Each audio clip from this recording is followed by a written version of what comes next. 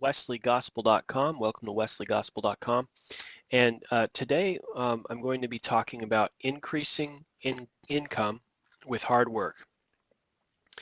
Um, the Puritan virtue of diligence is what we're really talking about here, and also thrift eventually. You work hard, you make money, you save money, and as a result, you end up becoming wealthier. You grow rich over time. Now, rich is relative. We're not talking about multiplying your income 25 times than what it is currently. We're talking about maybe doubling or tripling your income at most. Um, the number one Bible verse for this throughout history has been Proverbs 10, verse 4, King James Version. He becometh poor that dealeth with a slack hand, but the hand of the diligent maketh rich. The idea is that if you work hard at jobs, you're going to make money. If you're lazy and you're slothful, you're going to be poor and you're not going to make very much money. So that's the way it works. Solomon in the Proverbs is always comparing the slothful poor with the hardworking rich. And so understand that that is the biblical view of how to make money, by working hard at jobs. That's what it boils down to. Adam Smith, The Wealth of Nations, um, as much as I absolutely hate his doctrine of the invisible hand, self-interest and competition guides the economy, I totally reject that. On the other hand, he had some really great teaching on accumulation. And his whole philosophy is that money is made through manufacturing goods that can be bought and sold somewhere.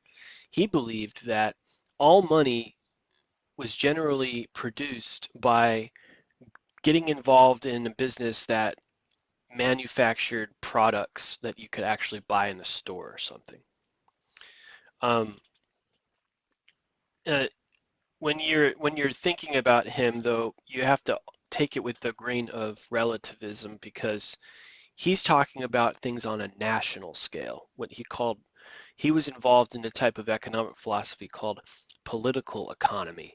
In other words, thinking about things on a large scale, like a national scale, what causes the whole country to become wealthier. All right. And so his idea was, well, manufacturing does.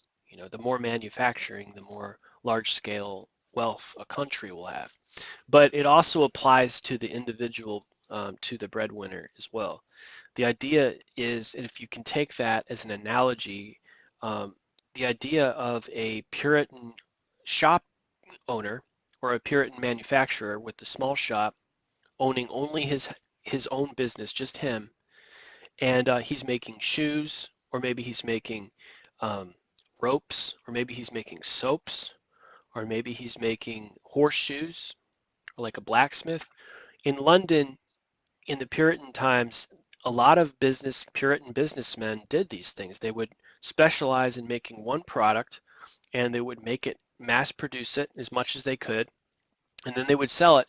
And the more products that they made, the more money they could sell and make money from. That's the way it worked. So, eventually the Industrial Revolution came around in the 1800s, where they started to build these large factories with assembly lines, and they said, let's take this to the next level and make even more money. And that's how monopolies were eventually developed.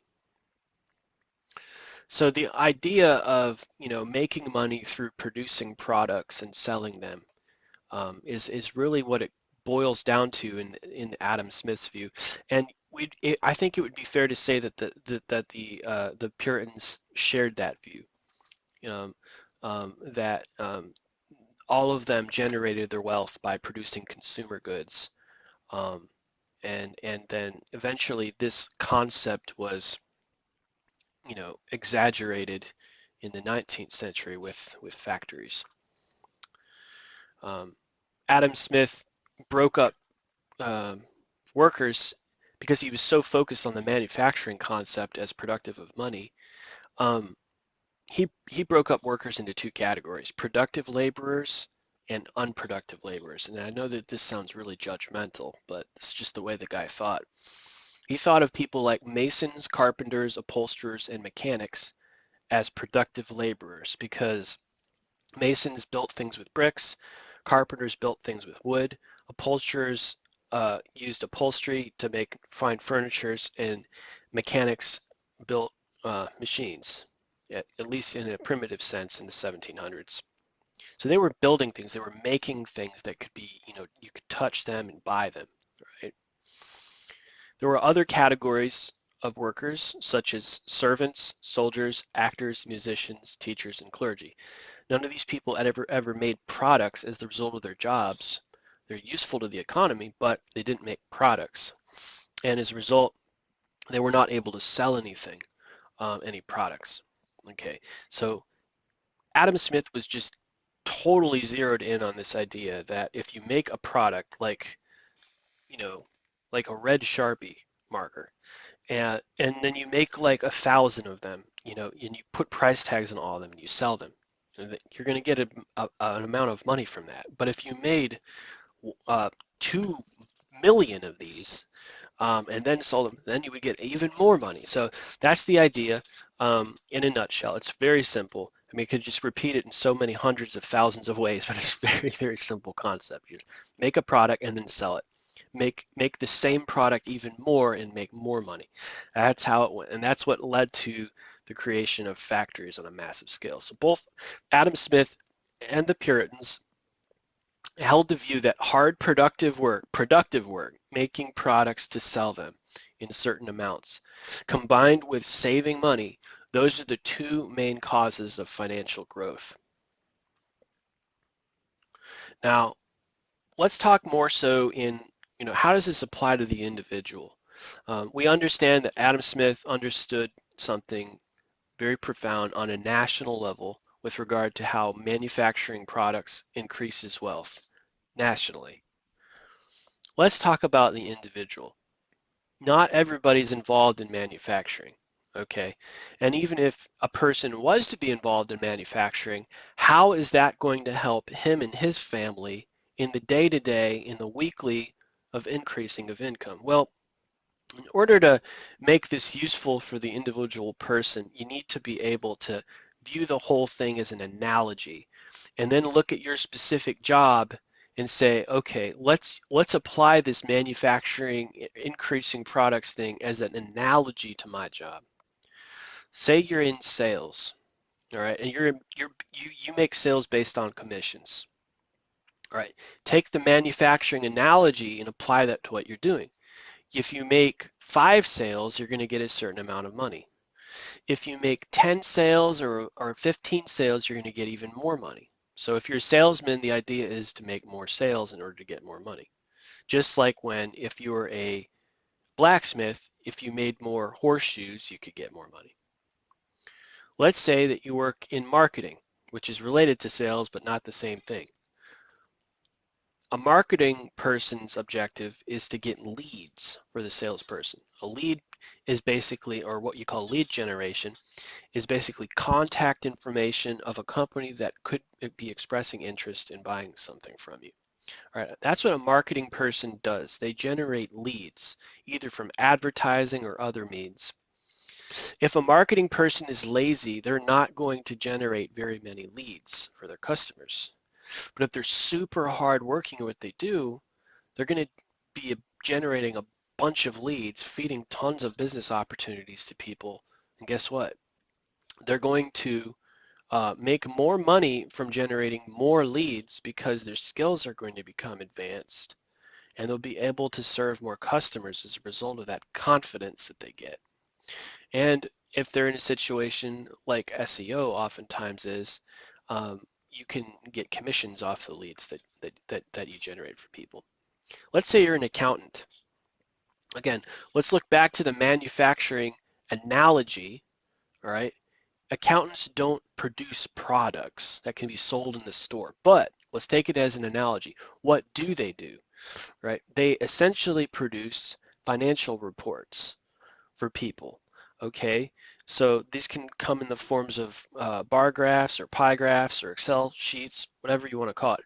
But they're producing financial reports for their CEO so that he can make more accurate financial decisions, cut costs, increase income, decrease expenses, stuff like that. If an accountant is lazy, their reports are going to be stinking and not very helpful and not help the company to grow. But if an accountant is super diligent, hardworking, they're going to have more accurate bookkeeping, which will give a return on the investment, cause the company to increase in their income in the long term, or even in the short term, if they have a super good bookkeeper. Let's take a look at a janitor. The janitor does not produce products that can be sold, but use it as an analogy. What does he do?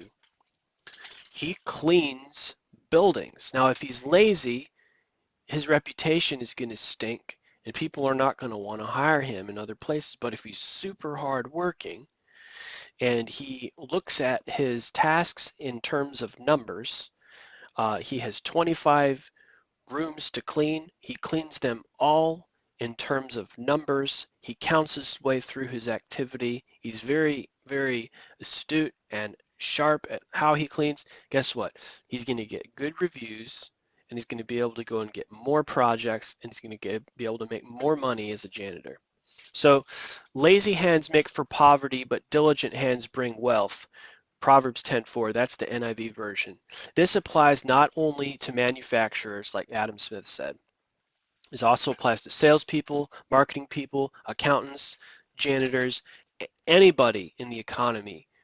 These verses can apply to. Now, if a salesman, telemarketer, accountant, SEO specialist, or janitor ever wanted to increase his income, again, he's not a manufacturer. These are not manufacturers that can make products and just decide to make 100 vases instead of 20 vases.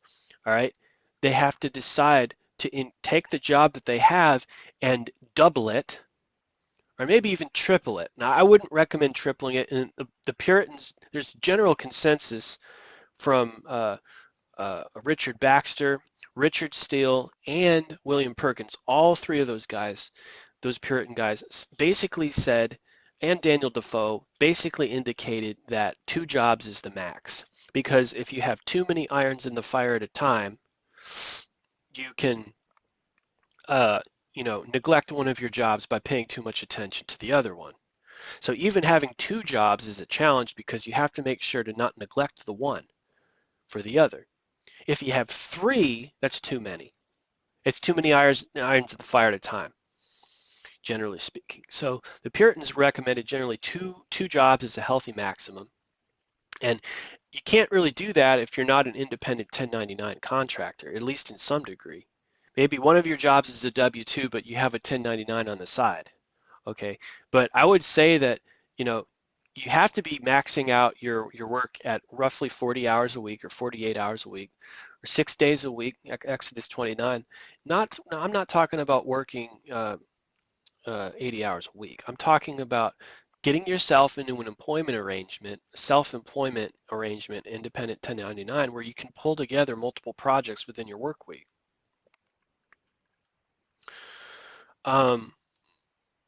So that's essentially what I mean by that. There's some other proverbs Solomon said that are useful to this subject. Proverbs 20 verse 23, love not sleep lest thou come to poverty. Open thine eyes and thou shalt be satisfied with bread. Got some coffee right here, and I obey that scripture. All right. Proverbs 18:9, he also that is slothful in his work is brother to him that is a great waster. Great verse. Great verse. Proverbs 21:17, he that loveth pleasure shall be a poor man. He that loveth wine and oil shall not be rich. Proverbs 20 verse 4, the sluggard will not plow by reason of the cold. It's too cold. He's a wimp. He's a sissy. It's too cold out there. I'm not going to go and plow in my fields. It's too cold. He's a sluggard. He's a sissy. He's a fop. All right. The sluggard will not plow by reason of the cold. Therefore shall he beg in harvest and have nothing. Matthew Henry commented on this. He said, the tradesmen who become rich are those who are diligent and honest, who are careful about their affairs, and what their hands find to do, do it with all their might in a fair and honorable way. He's commenting on, and he's also referring to Ecclesiastes 9:10, a huge diligence Bible verse. Whatsoever thy hand findeth to do, do it with thy might, for there is no work, nor device, nor knowledge, nor wisdom in the grave, whither thou goest. In other words, he's like, if you're going to hell uh, where there is no work, well, at least work as hard as you can to make some money in this life. And that's a pretty depressing Bible verse if you look at it that way. But he's basically saying, look, it's in this life that we have an opportunity to make money. So work as hard as you can. Proverbs 14:23, all hard work brings a profit, but mere talk leads only to poverty. Great verse. All hard work brings a profit, but mere talking leads only to poverty. In other words, talking, if you're just talking about what you're going to do, but you never do it, you're not going to make money. So you've got to be able to find a job that you can do, double it, and then make money by that. Proverbs 12:24, the hand of the diligent shall bear rule, but the slothful shall be under tribute. Eventually, if you work really, really hard, you could even come into contact with government leaders. Solomon, the richest man in the Bible, and probably the Bible's greatest economic thinker, promoted Jeroboam in 1 Kings 11:28 because he saw that he was a hard worker. Proverbs 12:27, the slothful man roasteth not that which he took in hunting, but the substance of a diligent man is precious. Hardworking men take their money, they look at their money and they think, man, this is precious to me because I had to work so hard for it. Slothful, lazy people, they take money for granted, and they usually take money from other people. Proverbs 22:29, seest thou a man diligent in his business? He shall stand before kings. He shall not stand before mean men. Again, the idea that if you're a really hard worker, you could become so rich that government people will refer to you. Recently, Joe Biden did a State of the Nation speech where he referred to manufacturers and invited tech industry executives to come and stand up in his. So there's an idea of, stand before kings, right? As an example of industry. Matthew Henry commented on this again. He says that the diligent man is he who loves business, is quick and active in it, and goes through it, not only with constancy and resolution, but with dexterity and expedition. A man of dispatch who knows how to bring a deal of business into a little compass. In other words, he understands marketing. He understands how to send out business communications and get customers to come to his door. That is a diligent, hardworking, money-making businessman. The two greatest teachers outside of the Bible on diligence, on hard work that makes money that I have found are Richard Steele in The Religious Tradesman and Daniel Defoe in The Complete English Tradesman. And just to get to the point in terms of where their teachings are, because if I don't tell you and you go and get these books, you're going to be like, where are they? Where are they talking about this? Well, in this one, The Religious Tradesman by Richard Steele, the teaching is found in chapter 4 on of diligence. Okay, and then in this one, The Complete English Tradesman by Daniel Defoe, he's talking about diligence on page 37. So starting on page 37, he starts talking about it in a chapter called Diligence and Application in Business.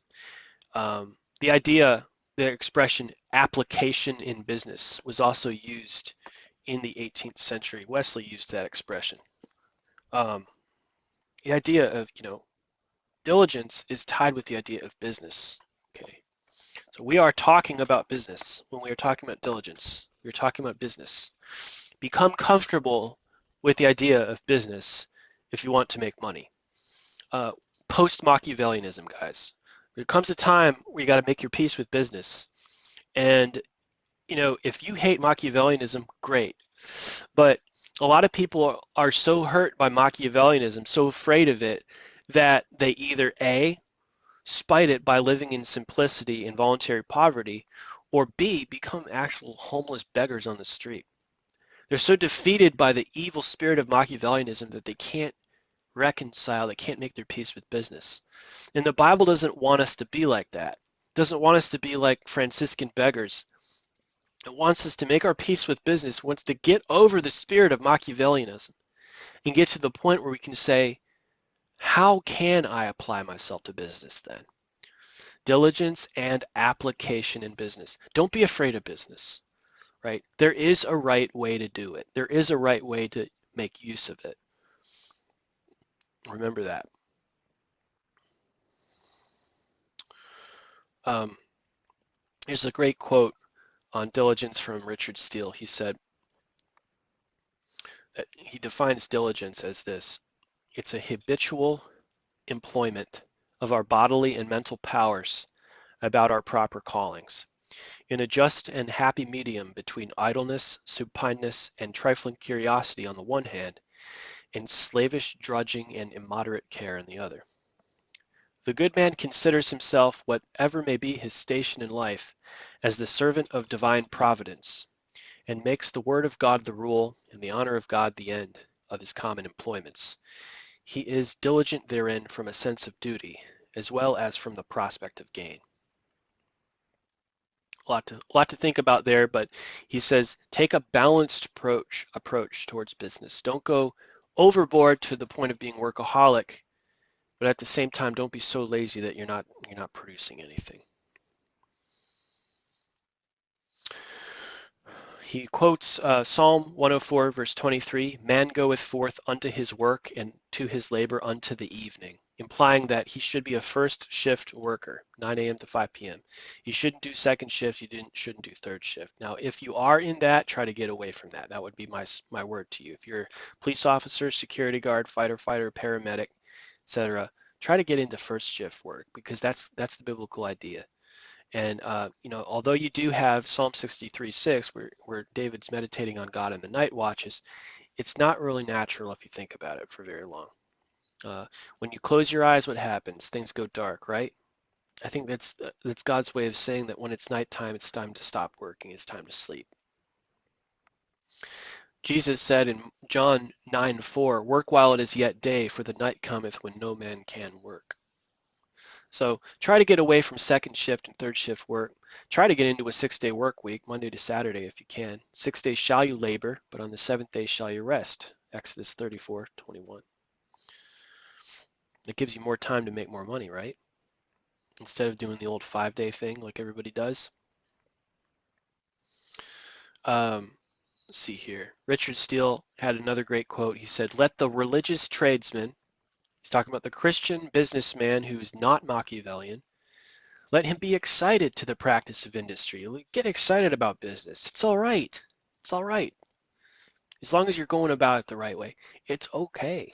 It conduces much under the favor of providence, under the favor of God's guidance, to our temporal prosperity. The diligent are usually blessed with plenty, and no doubt affluence is a blessing, notwithstanding the frequent perversion of it. Or else it had never been made the subject of so many divine promises, talking in the Bible. If riches and honor are good for you, this is the way to attain them. For as there is no calling so great, but sloth will impoverish, so there are few so mean, but diligence will improve. But whatever our success is, I am sure it is most conducive to our comfort. No matter what your job is, no matter what your business is, get excited to it, right? If you're lazy, it's not going to go well for you. If you're hardworking, it will improve. It will improve, but you have to be willing to multiply it, and you maybe double it.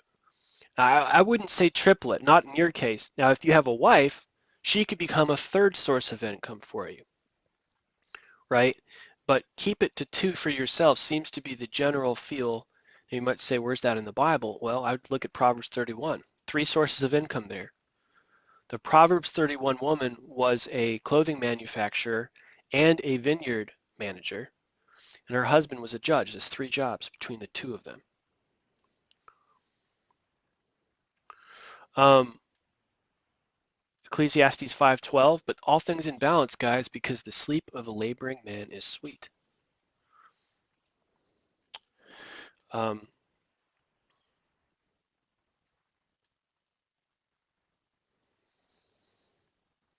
what about obstacles to financial growth? Obstacles to financial growth. Um, Richard Baxter and John Wesley are Puritans in the manner that they were Anglo-Catholics.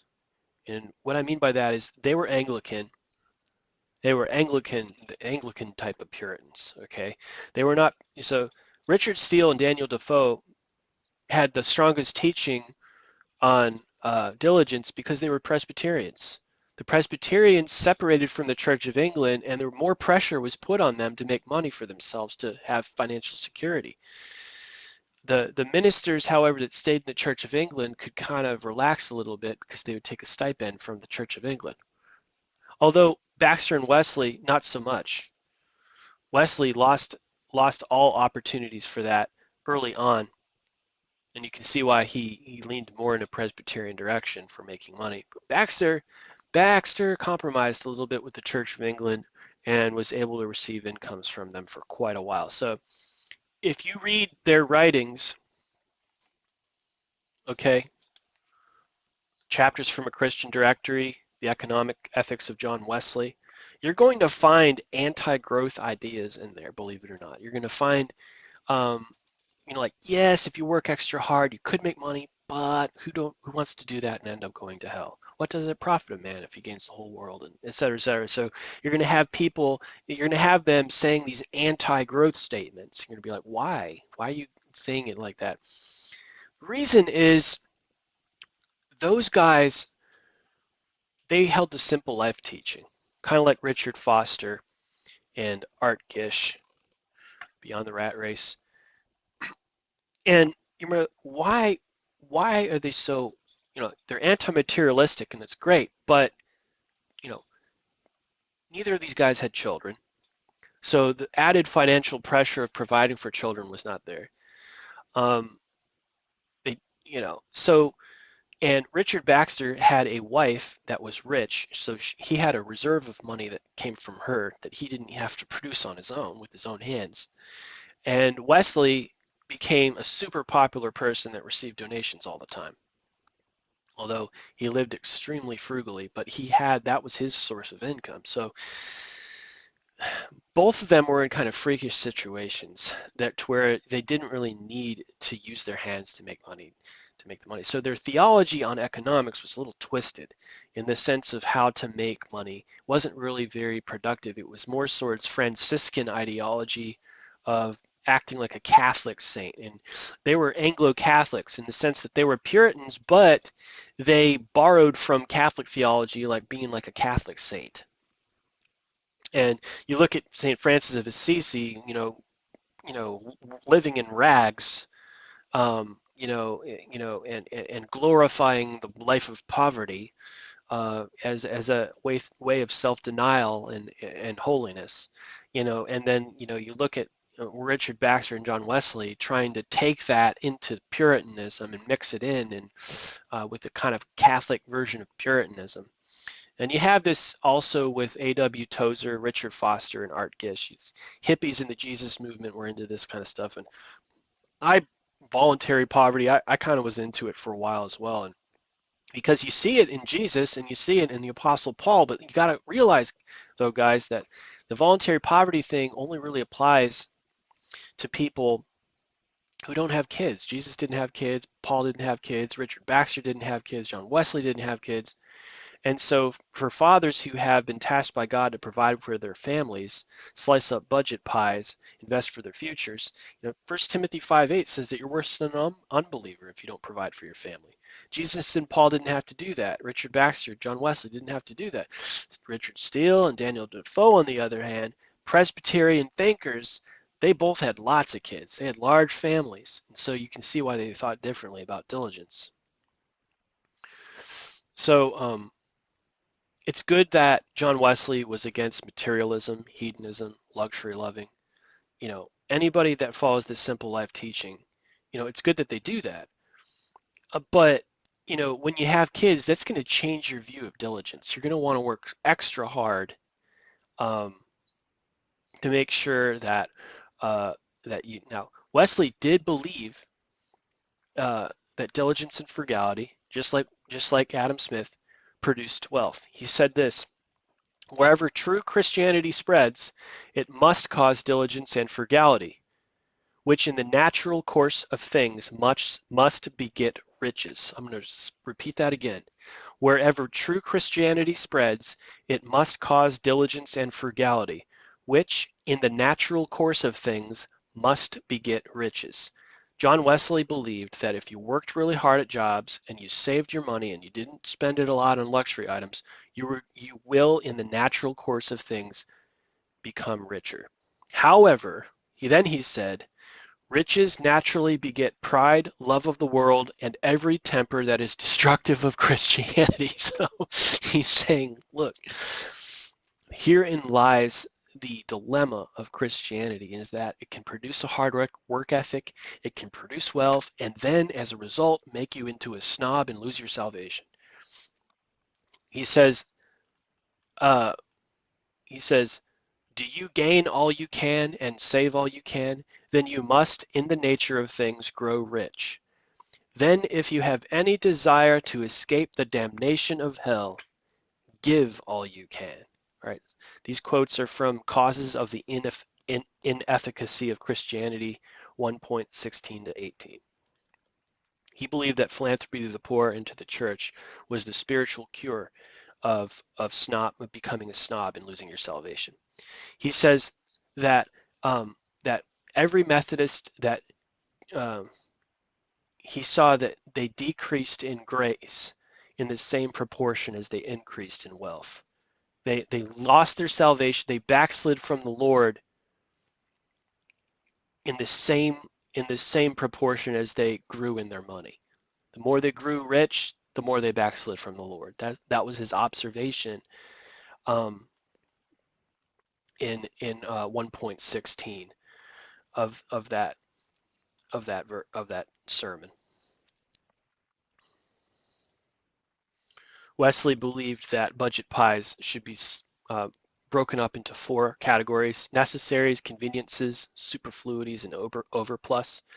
He believed that necessaries were the food, clothing, and shelter. Conveniences were like extra little things to make your life go along easier, like having a fireplace or something. Superfluities were luxury items and designer clothing. And the more superfluities a person bought, the more distant their heart got from God. Overplus or surplus was the difference between income and expenses.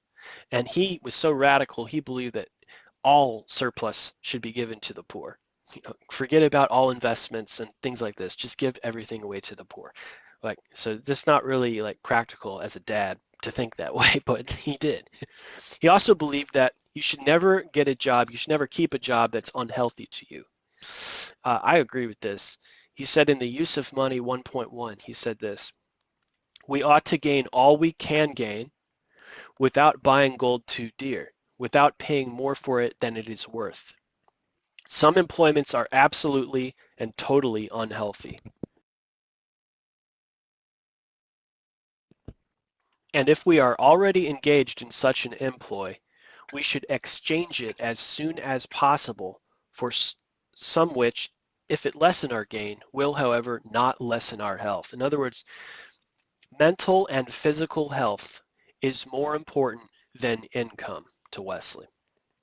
We both need our health and our money, but if in order to get money you're working in a toxic workplace with verbal and emotional abuse, office politics, shaming, blame shifting, competitive teams, a toxic manager, physically demanding tasks, a chaotic work schedule that interrupts your sleep, etc., all these bad working conditions, he's saying, look, if you can make the same amount of money at another company where you can work in peace, then make the switch immediately, ASAP. That's what he's saying. 1 Thessalonians 4:11, make it your ambition to lead a quiet life. You should mind your own business and work with your hands. There's a lot of other things that could be said here, such as godliness with contentment is great gain. Let's say that you're not financially successful. Okay, then lean on this. Godliness with contentment is great gain. 1 Timothy 6:6. Keep trying to be successful, but notice that there are varying degrees of success, and focus on loving your neighbor as yourself and loving God. And don't become materialistic like those people on prosperity television shows, prosperity preachers. Focus on you. Do you. You focus on your situation. Take care of your family the best of your ability with what God gives you. And also remember this, Ecclesiastes 5:19. Every man also to whom God hath given riches and wealth, and hath given him power to eat thereof, and to take his portion, and to rejoice in his labor, this is the gift of God. It is okay for you to enjoy some of the amount of your surplus as gifts of God. Okay? This doesn't mean becoming materialistic and being all about possessions, but it does mean it's okay to, to enjoy and to rejoice in your labor as a gift from God, and to have portions and to eat thereof, and to have good food. Okay. Um, but if it means rolling and wallowing in luxury, okay, I'm quoting John Calvin, Book 3, 19.9, Institutes of the Christian Religion. When the means are supplied to roll and wallow in luxury, to intoxicate the mind and soul with present, and be always hunting after new pleasures, it is very far from a legitimate use of the gifts of God. Let them therefore suppress immoderate desire, immoderate profusion, vanity, and arrogance, that they may use the gifts of God purely with the pure conscience. When their mind is brought to this state of soberness, they will be able to regulate the legitimate use. And I agree. I mean, that's where John Calvin differs from John Wesley. Wesley said, don't enjoy any gifts of God, essentially.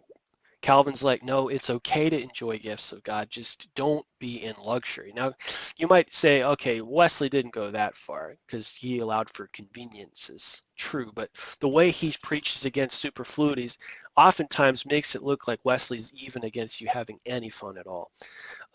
So, understand that there are gifts from God. It is okay to enjoy have games and do fun things with your family, but it shouldn't be meaning that you are literally rolling and wallowing in luxury, intoxicating your mind and soul, always hunting after new pleasures. Okay? If that's you, you're wrong, right? You need to give to the poor and simplify your life a little bit. Essentially what it boils down to. And that's, to me, guys, that is a biblical view of economic growth. You're working hard, you're doubling your income at doing what you do best. You're being frugal, you're not spending a whole lot of things on entertainments, you're saving money, you're growing, you're saving, and you're enjoying things to a moderate extent with your family, creating stability, but you're not going too far. You're working healthy employments, so that you're watching after yourself, you're taking care of yourself. You're not abusing your body or your mind for the sake of money. You're not buying your gold too dear. This is biblical view of economics. Stability, peace of mind, working hard with your hands, taking care of your family, and being balanced enough to where you can get a little fun things to do with your family sometimes, but you're not going to go overboard.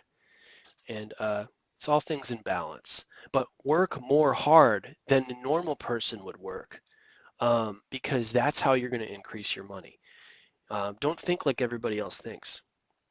A lot of people are what you would call wage slaves. They have one job and they think that it's a dead end and that's all they're going to do for the rest of their life. Look, that's from Satan to think that way. If you think I have a dead end job, look, the Bible says the Lord wants you to have a hope and a future and to prosper you. He doesn't want you to think I have a dead end job, there's no way out. Yeah, have another job on the side that is an experimental job that will allow you to grow and build yourself. Right? That's a biblical way to think about this. Remember Proverbs 31, three sources of income. The the Proverbs 31 woman is she's a seamstress, so she's selling her stuff. She's a vineyard manager, and her husband's a judge. There's three sources of income in Proverbs 31 in that family. Remember that. God bless you all out there. This is wesleygospel.com.